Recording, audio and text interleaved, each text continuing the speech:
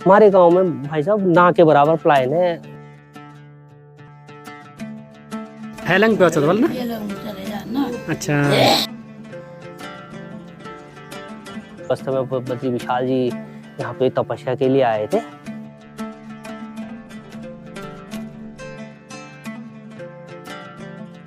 कहते हैं कि नारद को 8 सिद्धियों में से पहली सिद्धि अणिमा यहाँ पर दी गई।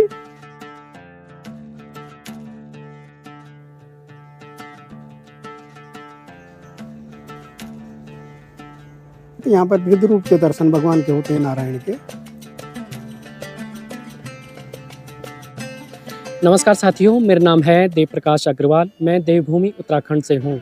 उत्तराखंड देवभूमि, देवताओं की भूमि मानी जाती है। इस भूमि में भगवान ने अलग अलग रूपों में अपने अवतार लिए हैं। उनमें से कई मंदिर उत्तराखंड में ऐसे हैं जो भगवान के बाल रूप से जाने जाते हैं, और कई मंदिर उत्तराखंड में ऐसे हैं जो भगवान के वृद्ध रूप के रूप में माने जाते हैं। उन्हीं मंदिर की एक कहानी को आज हम लेके आए हैं। आज हम पहुँचे हैं बद्रिका क्षेत्र में, जो बद्रीनाथ भगवान नारायण की भूमि को समर्पित है। उन्हीं की एक कहानी को आज हम लेके आ रहे हैं। वृद्ध बद्री, जो कि अणिमठ नामक गांव में है, और यह जोशीमठ से पहले यानी कि 13 किलोमीटर पहले पड़ता है। इस मंदिर की क्या पूरा इतिहास है, क्या कहानी है, जानते हैं वीडियो में आगे।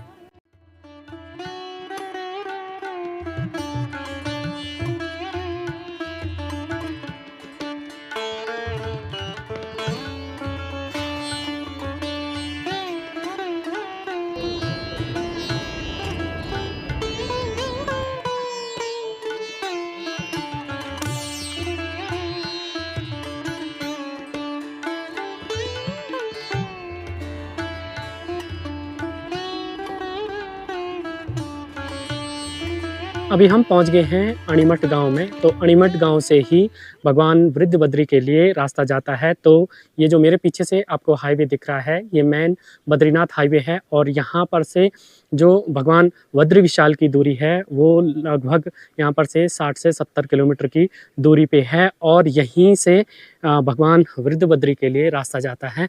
तो यहाँ पर से जो आपको पैदल ट्रैक करना पड़ेगा वो 300 मीटर का पैदल ट्रैक करना पड़ेगा, और इसी गांव के बीचों बीच होके हमें वृद्ध बद्री के लिए जाना पड़ेगा। तो यहाँ से है, ये देखिए, ये मेन गेट है, और यहाँ से भगवान वृद्ध बद्री के लिए रास्ता जाता है।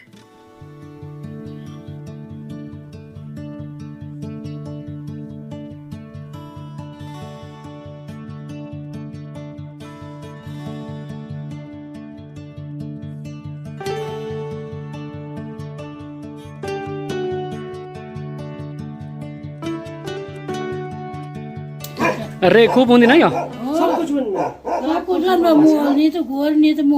अब ये कबाड़ ठंडू बोल तब भी होंगी रे। अच्छा क्या बोलते, प्याज, लहसुन, अदरक, कीवी। अच्छा, ये गट्टी का कबाड़ नहीं मैंने बेच होता है बाजार में। अच्छा, हेलंग बेच बोल ना। अच्छा, लगभग भाई साहब हम तो यहाँ पे चौथी पिस्ती है हमारी। हाँ, हम मतलब पौड़ी से हैं। अच्छा, हाँ जी, तो यहाँ पे हमारी चौथी पांचवी, मतलब 5वीं हो गई है, 5वीं लगी है। तो हमें नहीं मालूम कि लगभग कितना साल है, कुछ तो होगा ही लगभग 5वां, यानी कि 150-200 साल हो ही गए होंगे, लगभग इतना हो ही गया। तो भाई साहब खेती में क्या क्या हो जाता है इस गांव में? भाई साहब यहाँ पे प्याज, लहसुन, अदरक, धनिया, और अभी हमने 5-7 साल से कीवी भी चालू कर दी यहाँ पे।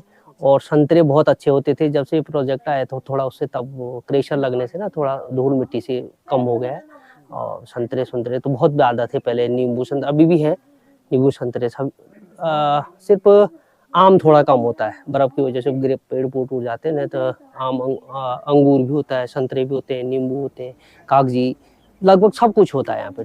टोटली मटर, पालक, क्या बोलते हैं, ये अपनी हरी सब्जी सारी टोटली होती है, कोई चीज़ की कमी।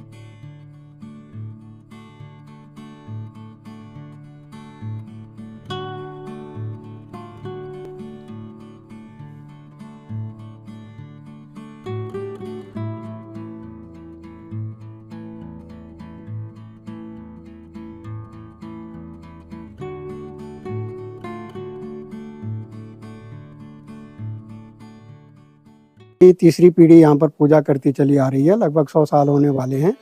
अभी लगभग 24 साल से मैं यहाँ पर पूजा कर रहा हूँ। ये वृद्ध बद्री है, वृद्ध का मतलब होता है बूढ़ा रूप, वृद्ध रूप है, तो यहाँ पर वृद्ध रूप के दर्शन भगवान के होते हैं, नारायण के।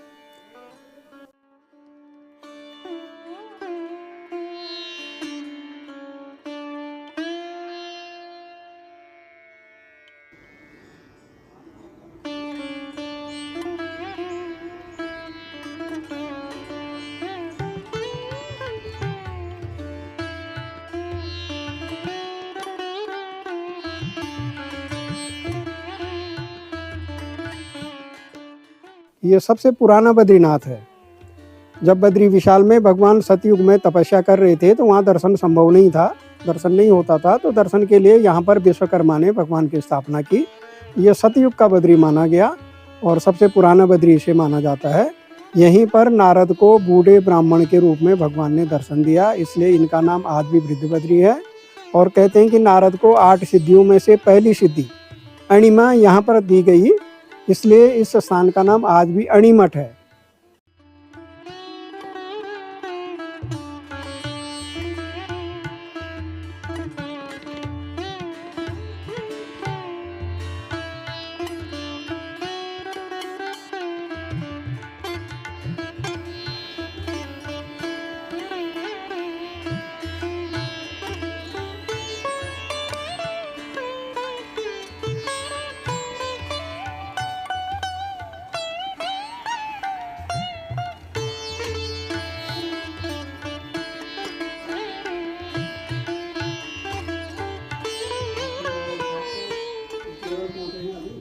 ये मूर्ति शालिग्राम विग्रह है और क्योंकि इसको स्वयंभू माना गया, कहते हैं विश्वकर्मा द्वारा ये बनी हुई है और विश्वकर्मा देव शिल्पी हैं, देवताओं के कारीगर हैं और उनके द्वारा बनी हुई मूर्ति स्वयंभू मानी गई। ये पूरा शालिग्राम विग्रह है, शंख चक्र गदा पद्म और चतुर्भुज स्वरूप में विद्यमान है यहाँ पर भगवान। उनके चरणों में लक्ष्मी जी हैं, नारद जी हैं, कुबेर जी हैं और गरुड़ जी हैं। तो अभिषेक जब प्रातःकाल अभिषेक दर्शन होता है तो उस समय पूरी मूर्ति के दर्शन होते हैं, उसके बाद दिन भर अलंकार में भगवान रहते हैं।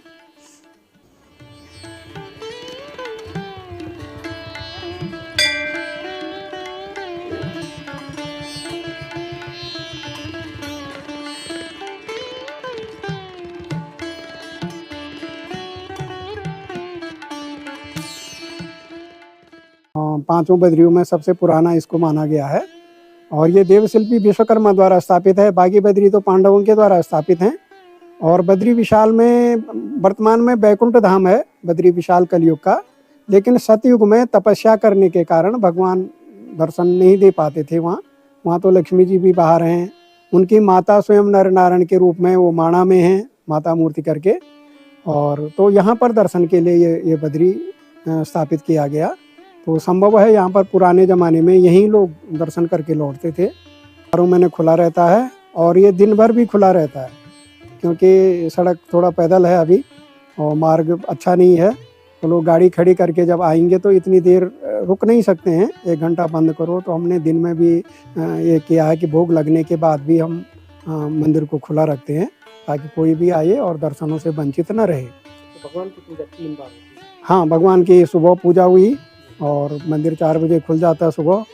ये 7 से 8 बजे के बीच अभिषेक पूजा होती है और उसके बाद दिन में भोग लगता है। फिर शाम आरती होती है, फिर शयन आरती 8 बजे के करीब। अब जाड़ों में थोड़ा पहले हो जाएगी।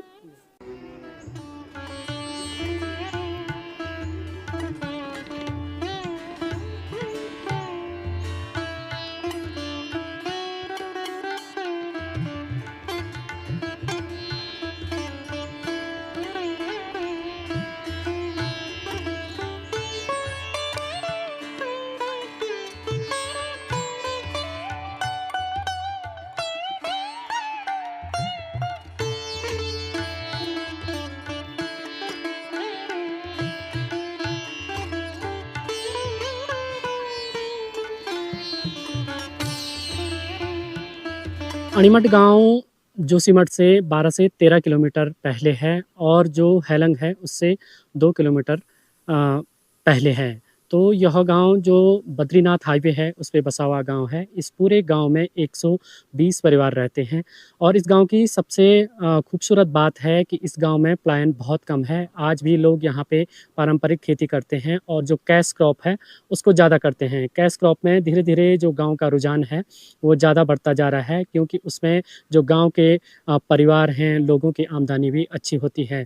यहाँ जो पूरा बद्रिका आश्रम जो क्षेत्र है, ये पूरा क्षेत्र जो बेल्ट है ये एप्पल की बेल्ट काफ़ी अच्छी मानी जाती है, क्योंकि यहाँ पे जो बर्फ़बारी होती है वो काफ़ी अच्छी होती है और जिन इलाकों में बर्फ़बारी काफ़ी अच्छी होती है उनमें सेब की खेती भी काफ़ी अच्छी की जाती है।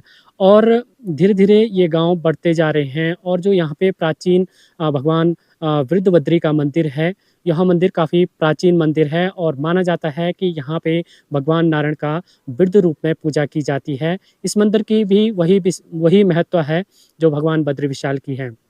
बहुत पौराणिक युग की बात की जाए तो इसे सतयुग का मंदिर कहा जाता है और यहाँ पे भी भगवान के पूरे उसी प्रकार के दर्शन होते हैं जैसे बद्री विशाल में दर्शन होते हैं।